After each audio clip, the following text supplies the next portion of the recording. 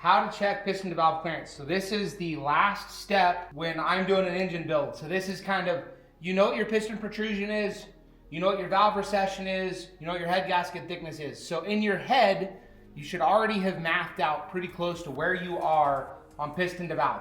I was getting nervous that I might be a little close because my piston protrusion was more than I had anticipated.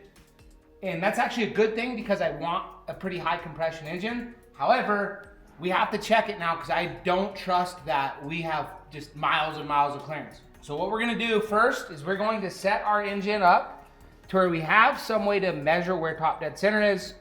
We are exactly 180 degrees out, so the valves are actuated right now.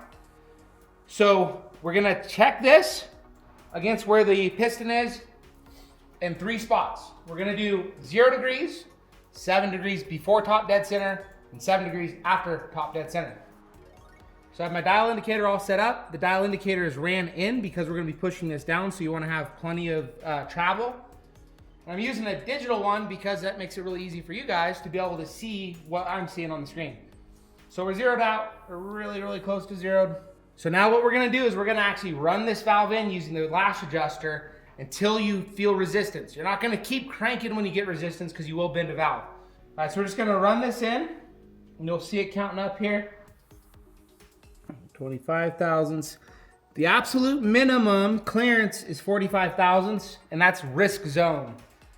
I like to be somewhere around 55 to 65 thousandths. That gives you a little buffer when you start running RPM and your valves float a little bit. You just want a little bit of room for safety. So 45, 55, we're still good. Still good, still good. So we're hitting right there. So I'd say right about 77 thousandths. Totally in the clear, that's great. So now we're gonna do measurement number 2. So we're gonna pull this guy back so there's no resistance. So I'm just gonna put it, so what we're doing is we're setting this to where there's 0 lash. So right now we're at 0 lash. I'm gonna run this to where we're 7 degrees before top dead center now. We're gonna check it again.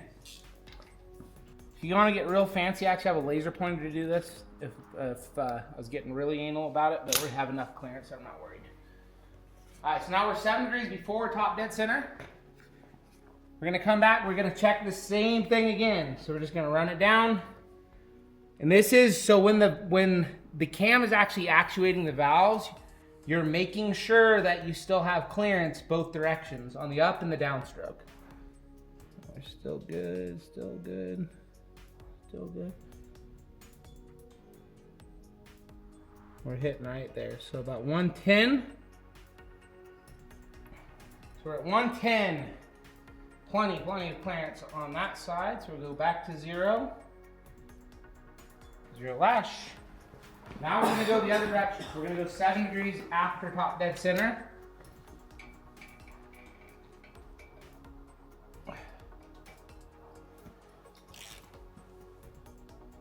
Seven degrees after top dead center right there. And we'll do the same thing. We're gonna run it down until we feel resistance.